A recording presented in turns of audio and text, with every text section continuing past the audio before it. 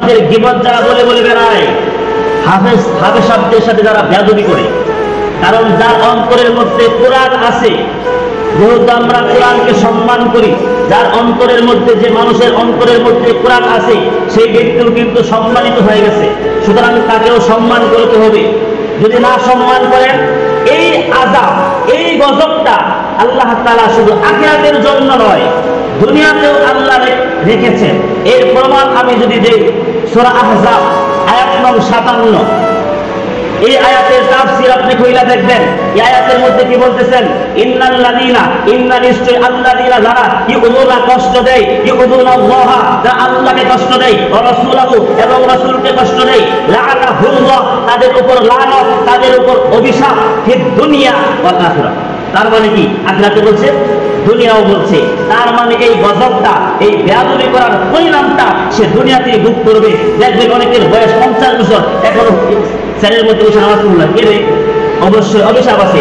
এজন্য লাআনাহুল্লাহু ফিদ দুনিয়া ওয়াল আখিরাহ ওয়া আ'আদ্দা লাহুম, তাদের জন্য এখানেই শেষ নয়, ওয়া আ'আদ্দা লাহুম আযাবান মুহিনা, তাদের জন্য প্রস্তুত করে রেখেছে মুহিনা, অপমানজনক শাস্তি। জাহান্নামের মধ্যে যারা আলেমদের সাথে বেয়াদবি করবে, হাফেজদের সাথে যারা বেয়াদবি করবে, ইমাম সাহেবদের দোষ দ্বারা বলে বলে বেড়াইবে, তাদের জন্য অপমানজনক আ'আদ্দা লাহুম, আ'আদ্দা শব্দের অর্থ কি? এটা তৈরি করে রেখেছে। মুহিনা শব্দের অপমানজনক। এর অপর আয়াতে আল্লাহ তাআলা বলেছেন, ওয়াল্লাযীনা ইউযুনাল মুমিনিনা ওয়াল মুমিনাতি বিগাইরি মাকতাসাবু ফাকাদ ইহতামাল বুহতানা ওয়া ইসমান মুবিনা। অনেকেই বলে যে আমি হাফেজ সাহেব নাই, মানে হাফেজ সাহেব হয়তো অনেকেই জানে না বিষয়টা, ঠিক আছে? এগুলো তো বলুন লাগে, কারণ মানুষ তো বুঝে নেই, হরেক রকমের মানুষ আছে। আমি কিন্তু এটা আমি নিজেকে বড় করার জন্য বলছি, জানানোর জন্য বলতেছি। অনেকে গর্ব করে বলে, গর্বের কিছুই নাই, এগুলো বিষয় গর্বের কিছু করার বিষয় নাই।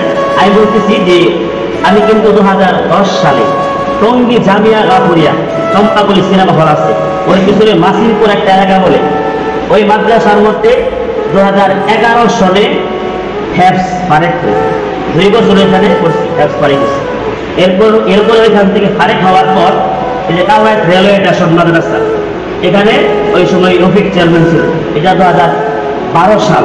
12 সালে এইখান থেকে আমাকে 2য় স্থানে চাকরি দিয়েছে। প্রথম স্থানে একজন পুরানো ছাত্র ছিল, তাকে দিয়েছে। এরপর এখানে 2 মাস শোনাইছি, কোরআন শরীফ প্রথম 2 মাস শোনাইছি। এরপর ওই যে গোলাম রহমতুল্লাহ আলাইহি মাদ্রাসা, খালেক সাহেবের মাদ্রাসা, ওইখানে প্রথম স্থানে চাকরি দিয়েছে। এটা 2013 সাল। আমি কি এখানে বসে মিথ্যা কথা বললাম? 2013 সালে। এরপর আমি দাখিল, আলেম, এখন ফাজিল 3 বছর পরীক্ষা দেব। তাইলে এগুলো রেজাল্ট কিন্তু আমার দাখিল রেজাল্ট করবেন, আলিমের উপর করে, এবং ফাজিল প্রথম বছর করবে। সুতরাং এগুলো কিন্তু আমি নিজেকে বড় করার জন্য বলছি না। অনেকে জানে না বলে হুজুর মনে সাধারণ একদম কাহিনী এমনটা মনে করে। আসলে এগুলি বাবা এমন ধারণা করা যে ওই লোকটা এত জ্ঞানী না, আমি জানি, যে চুরি করে সেভাবে সবাই মনে চুর, ঠিক না?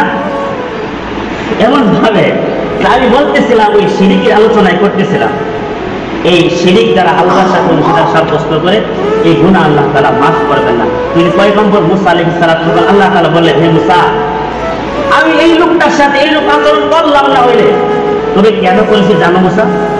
আমি তাকে 400 বছর পানি পান করাইছি, 400 বছর তাকে আহার দান করেছি, খাবারের ব্যবস্থা করেছি। আজকে আমার কাছে না চেয়ে তোমার কাছে পানি চাইল, এটা আমার কাছে পছন্দ নয়। আমি যদি তাকে 400 বছর আহার করাইতে পারি, আজকে কেন আমি তাকে 1 গ্লাস পানি পান করাইতে পারবো না? এটা আমার কাছে পছন্দ নয়। আমার বান্দা আমাকে ছেড়ে অন্যের কাছে চাইবে, নিশ্চয়ই এর মধ্যে শিরকের দুর্গন্ধ রয়েছে। ইন্না শিরকা লাযুলমুন আযীম, এই শিরকের গুনাহ আমি আল্লাহ ক্ষমা করব না। ওহে মালিকুল মুলক লা রাদ শাদহায়, জিসে